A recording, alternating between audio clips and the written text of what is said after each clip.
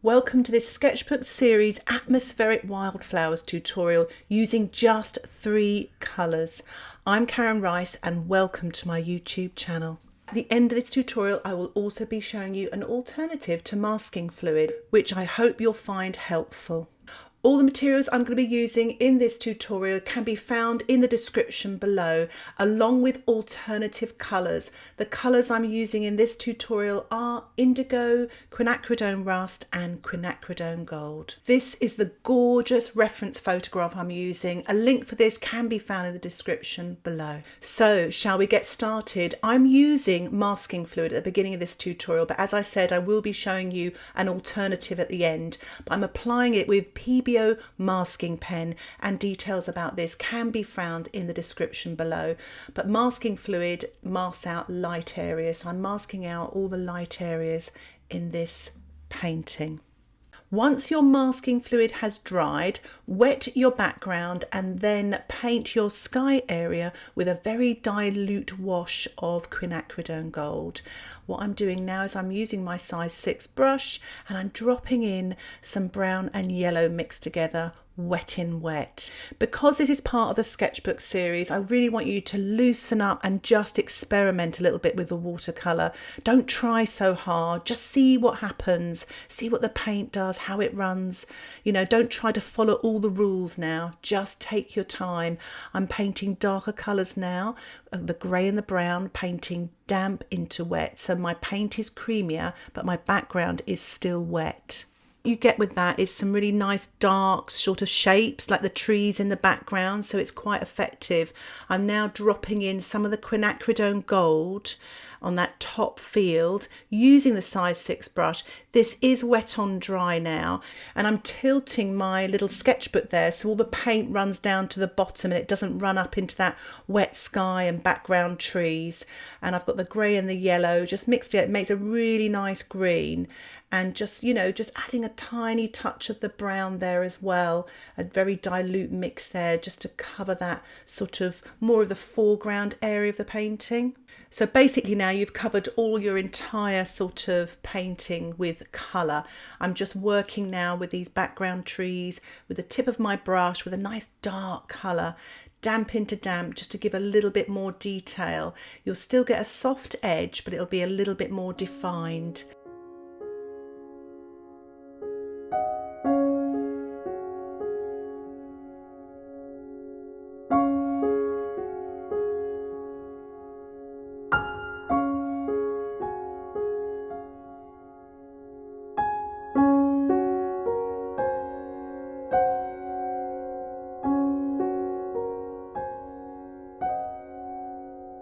For longer videos with lots more voiceovers, lots more tips and techniques and a drawing template, why not think about joining my Patreon membership?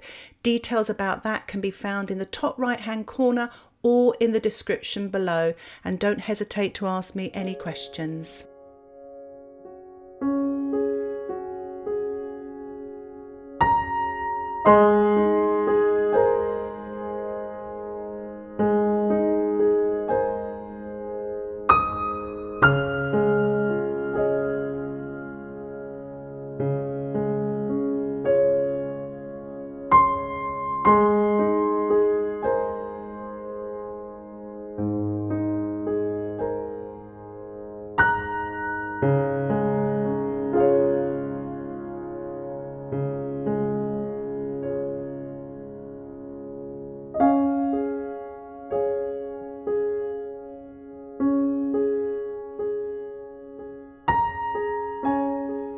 I'm just sprinkling a little bit of salt now on this damp paint so it sort of absorbs the paint and creates these lovely little textures like little wildflowers.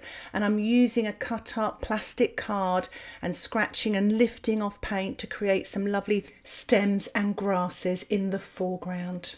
I've also decided to use my size 2 brush and I'm painting some very dark stems and leaves with a mixture of the Indigo and the Quinacridone Gold using my size 2 brush, damp into damp.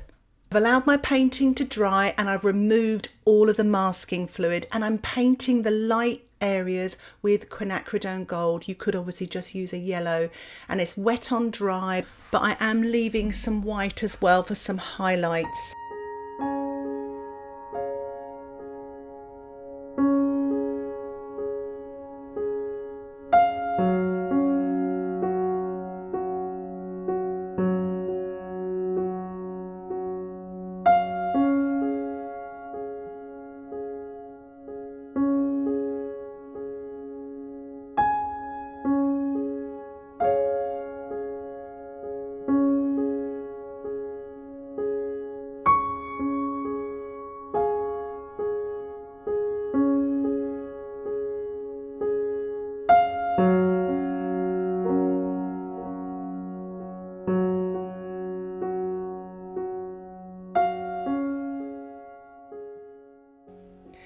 This is a fun bit. I'm actually using my twig and a puddle of dark paint, and I'm just painting some very thin grasses here and there.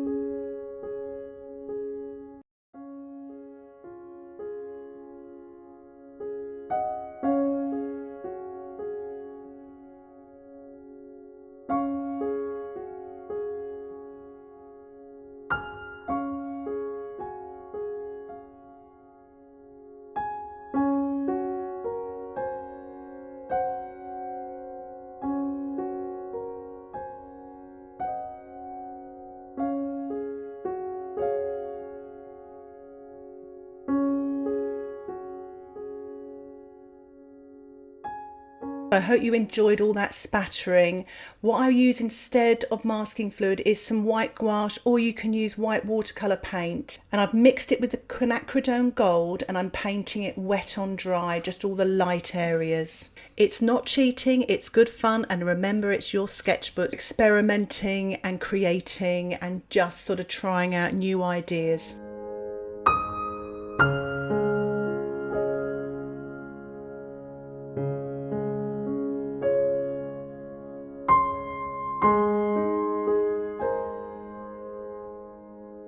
I really love to finish off with one final splatter just to get rid of all the paint in my palette actually, but it's great fun to do. And I'm just painting some little birds. They're like little V shapes in the distance. It gives a little bit of life to this little sketch and just a nice way of finishing off. And also they're my little splatter marks, so they've been positioned quite well, so I'm quite pleased about that in that kind of random way. And don't forget to sign and date your little sketch as well.